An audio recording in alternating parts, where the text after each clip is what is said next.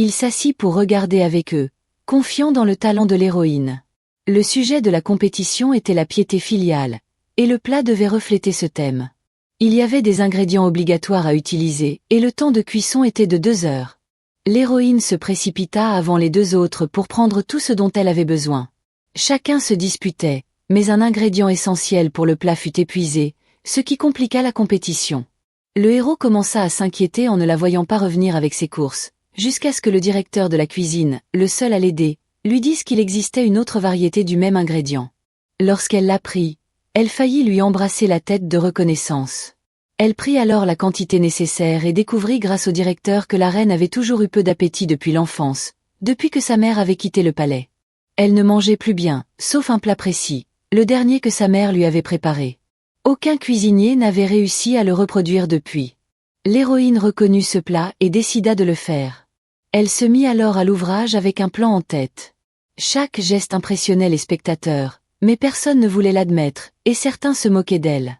Le héros, lui, restait indifférent à leur raillerie et attendait de voir l'émerveillement. Tout allait bien jusqu'à ce que l'héroïne réalise qu'il lui manquait un ingrédient important pour donner le goût que voulait la reine. Elle partit le chercher, mais les serviteurs l'arrêtèrent. « Retourne à ta place, le temps des ingrédients est terminé. Tu veux t'échapper?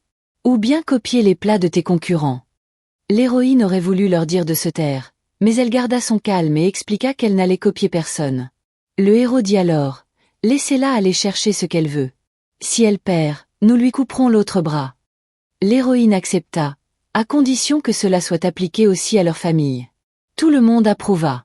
Comme le temps était limité, elle envoya sa gentille amie chercher l'ingrédient pendant qu'elle avançait. Mais la rivale envoya sa servante pour la tuer. Heureusement, le bouffon élégant la vit et intervint, sauvant la jeune fille, tandis que la servante s'enfuyait. La gentille amie, tremblante, revint directement vers le héros, qui ajouta l'ingrédient manquant et finalisa le plat.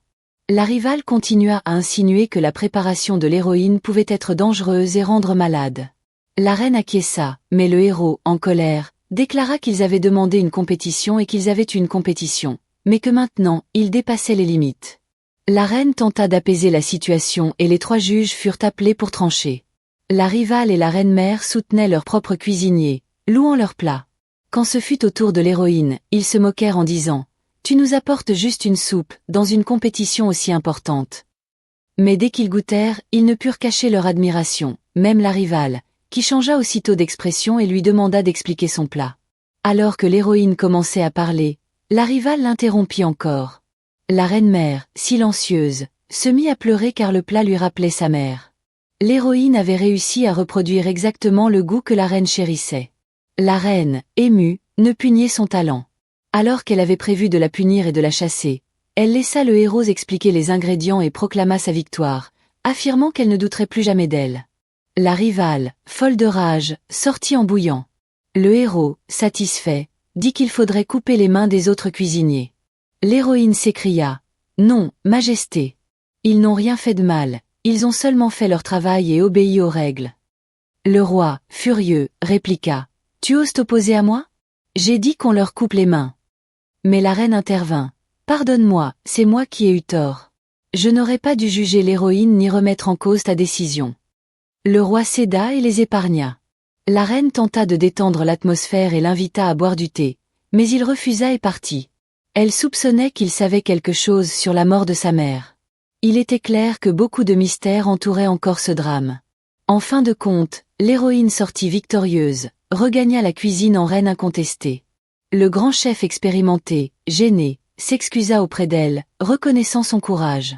En revanche, le cuisinier jaloux refusa de présenter ses excuses, par orgueil. L'héroïne, épuisée, dit qu'elle avait très soif après cette journée. Il finit tout de même par lui apporter de l'eau. Elle s'immisça dans ses décisions pour faire croire qu'elle agissait par peur pour lui. « Tu ne penses plus qu'à elle, dit-elle, et elle parla de sa mère et de sa mort. Visiblement, il lui en avait déjà parlé. Le héros se mit en colère dès qu'elle évoqua ce sujet douloureux. Il perdit son sang-froid, la rabroua violemment et entra dans sa chambre en proie à une crise de rage. Ces crises semaient toujours la panique dans le palais. Son fidèle serviteur courut à la cuisine. « Préparez vite un repas royal, le roi est en crise. » La protagoniste apprit alors qu'il souffrait parfois d'hallucinations et qu'en ces moments rien ne lui convenait. il rejetait tous les plats et les jetait à la figure des cuisiniers. Elle se dit, cet homme souffre intérieurement. Je vais lui préparer un plat qui l'apaise. Elle concocta un mets et alla le lui présenter. Au début, il la repoussa violemment, mais elle insista et lui offrit le plat. En le goûtant, il se calma aussitôt et devint doux et affectueux. Il lui demanda des nouvelles de sa famille. En apprenant que sa mère était morte, il la réconforta. « Tu as dû être si seul et si triste. » Le héros se révéla alors sensible et compatissant, ce qui fit douter. Pourquoi l'histoire l'a-t-elle peint comme un monstre? Elle parla de son père. « Il doit sûrement me chercher. » Le roi répondit. « Dis-moi où, et nous irons le chercher. » Mais elle répéta encore une fois. « Je viens du futur. Que dois-je faire pour que tu me croies? Donne-moi mon sac et je te prouverai tout. Il y a un livre dedans, c'est lui qui m'a fait voyager dans le temps. » Elle lui donna le nom du livre. Le roi répondit. « Puisque tu viens du futur, dis-moi ce qui m'attend. » Elle savait qu'il allait commettre de terribles massacres, puis être déchu et exécuté. Dire la vérité n'était pas dans son intérêt. Elle se contenta de l'avertir. « Méfie-toi de ceux qui t'entourent. » Le roi sortit alors un carnet où il écrivait. Sur la couverture, il mit le même titre que celui du livre de l'héroïne. Aussitôt, le livre de la protagoniste brilla et disparut de son sac. Il semblait que le roi soit l'auteur originel du livre. Le roi attendait un érudit qui enquêtait sur la mort de sa mère. Cet homme lui avait déjà apporté des indices, mais cette fois, on lui annonça qu'il avait été assassiné en plein jour. Le roi comprit que quelqu'un voulait cacher la vérité. Désemparé, il se mit à boire. Pendant ce temps, le fidèle réveilla l'héroïne pour préparer un repas au roi. Quand elle entra avec son plat, elle le trouva ivre. Brusquement, il l'attira à lui, manifestement séduit. Le lendemain, elle n'avait pas dormi, ses yeux cernés comme un panda. Elle tenait un poisson dans ses mains, l'abattit d'un coup sec, effrayant toute la cuisine. Personne n'osa lui adresser la parole. Elle apporta le petit déjeuner au roi, le regard sombre et accusateur. « Bois cette soupe, ça te rappellera ce que tu as fait hier. » Le roi, perdu, ne comprenait pas. « Tu ne te souviens pas ?» dit-elle, vexée. « Eh bien sache que tu n'es pas mon style. » Le roi s'étonna. « Ton style ?» Elle répondit. « Tu n'es pas mon type d'homme. » Il rétorqua. « Très bien, tiens-toi à ces paroles. » Elle s'éloigna en le fusillant du regard. Plus tard, le fidèle lui avoua que, saoul, il s'était rapproché d'elle, au bord de lui avouer son amour. Le roi se sentit humilié. « Au lieu de me remercier, elle me regarde avec dégoût. Je suis le roi, après tout. » Le conseiller avisé tenta de le calmer. « Offre-lui quelque chose qu'elle aime, fais-lui un cadeau. » Mais avant qu'il n'ait le temps d'y penser, son garde arriva. L'érudit supposé mort était en réalité vivant, soigné, mais avait fui. Le roi comprit que la vérité lui échappait encore. Il s'enferma dans sa chambre, refusant toute nourriture. Malgré cela, l'héroïne prépara tous les repas, espérant qu'il mangerait. Pendant une journée entière, il rejeta tout. Finalement, il pensa à elle et demanda son plat. Elle lui apporta un mets raffiné qui lui redonna force et énergie. Elle sortit fière et assurée, tandis qu'il la regardait en riant, sentant son cœur s'émouvoir pour elle. Pendant ce temps, le prince rival, qui cherchait à renverser le roi, enquêtait sur le rebelle ayant tenté de l'assassiner. Lui et ses alliés attendaient le moment propice pour attaquer. L'un d'eux avait agi seul, animé par la haine, car le roi avait massacré sa famille. Les hommes du prince découvrirent un mystérieux assassin masqué. Trop agile, il échappa à la capture. La révélation fut choquante. C'était le bouffon, le bras droit du roi, en qui il avait toute confiance. Derrière ses rires et son rôle de fidèle compagnon, il nourrissait un désir de vengeance. Son secret, sa sœur avait travaillé autrefois au palais et en était revenue morte, un simple peigne dans la main. Depuis, il cherchait à découvrir qui lui avait fait subir ce sort. Par hasard, quand le bouffon sauva la gentille fille de la servante de la rivale, il remarqua que l'épingle qu'elle portait était identique à celle retrouvée dans la main de sa sœur morte. Il comprit alors que celle qui avait tenté de blesser l'héroïne avait un lien avec la mort de sa sœur. Il ordonna à ses hommes de la surveiller. Le roi, lui, n'était au courant de rien. Ce jour-là, il devait subir un examen médical, auquel la mère du prince assistait habituellement. L'héroïne avait préparé un nouveau plat. La rivale, désireuse de regagner l'amour du roi, fit préparer d'autres plats par son cuisinier haineux et les présenta elle-même. L'héroïne s'étonna. « Pourquoi ne pas avoir demandé à ta propre cuisinière de les préparer ? La rivale se sentit humiliée et tenta de se justifier. Elle n'a pas confiance en ma cuisine, alors j'ai voulu faire différent. Mais le roi ne lui prêta aucune attention pour ne pas se fâcher. On goûta au plat de la rivale, un peu fade, que le prince applaudit tout de même. Elle expliqua au roi qu'elle avait préparé 2 plats de poulet différents en apparence mais identiques en goût, pour lui donner une leçon. Les femmes paraissent différentes, mais elles sont toutes les mêmes à l'intérieur. L'héroïne répliqua ironiquement. Alors tu me compares à une poule avec une coiffure de dinde. Puis vint le tour du plat de l'héroïne. Le roi et le prince furent éblouis par son poulet croustillant, accompagné d'une touche amère issue de racines spéciales. Elles réduisent la lourdeur du plat et sont très bénéfiques pour la santé. Ne jugez pas une chose sur son apparence, sinon vous resterez superficiel comme la rivale. Ces assiettes furent englouties, tandis que celles de la rivale furent laissées de côté.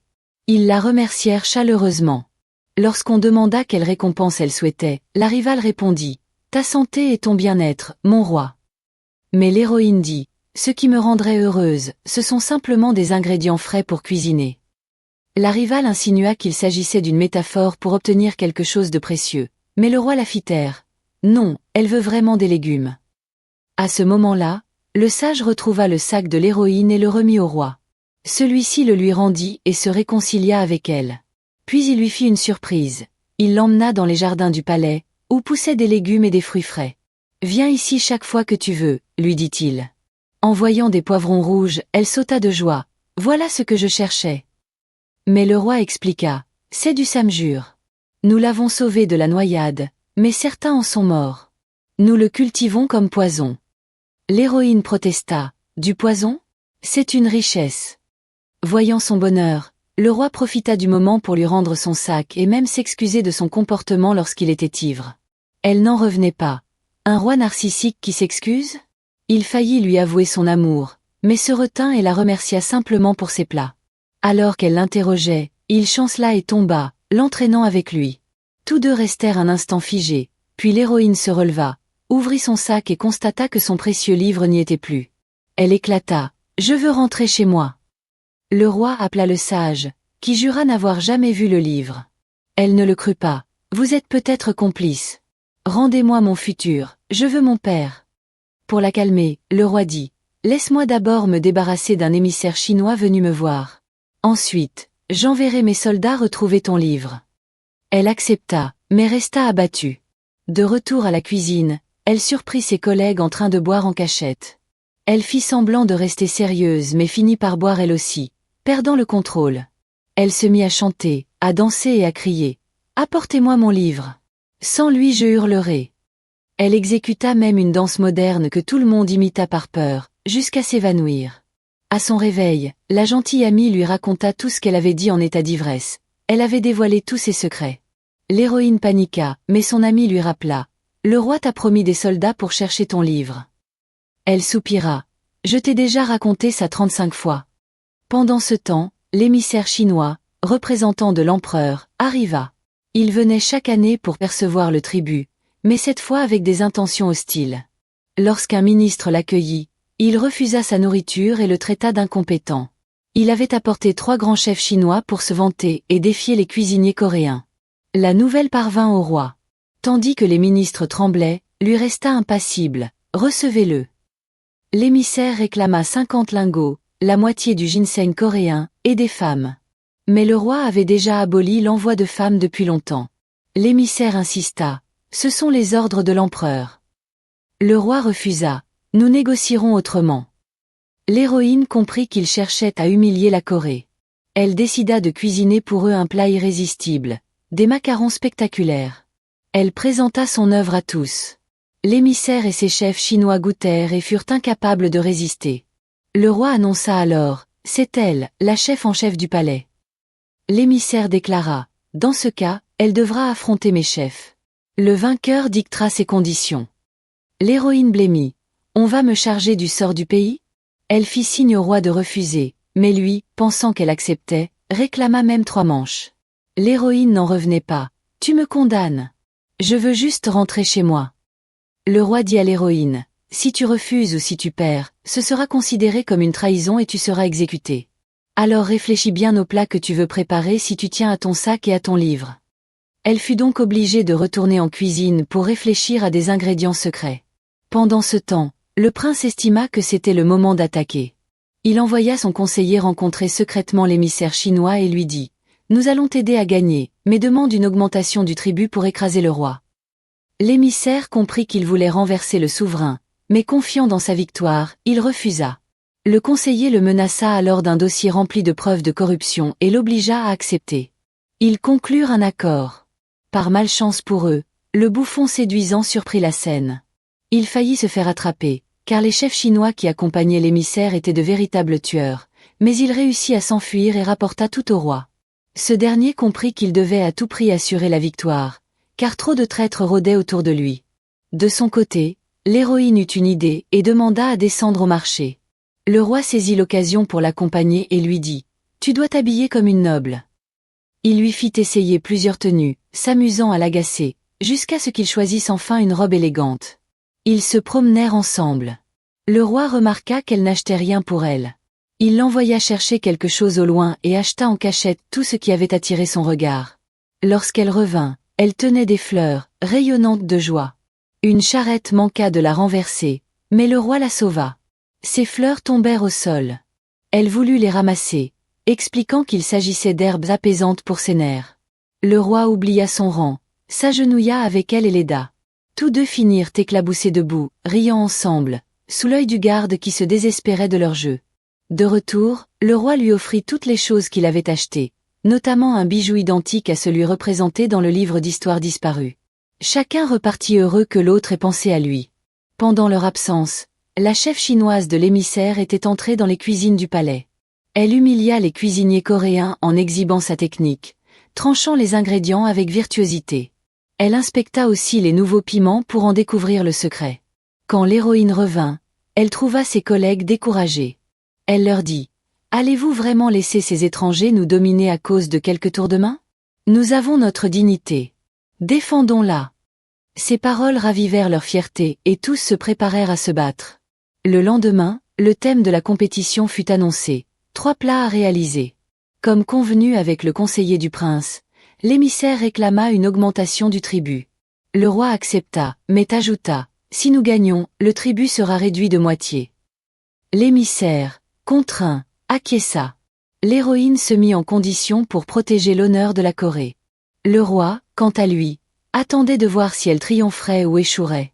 J'espère que vous avez apprécié la vidéo. N'oubliez pas de vous abonner à la chaîne, d'activer la cloche de notification et de laisser un petit like pour soutenir le contenu. À très bientôt pour une nouvelle vidéo.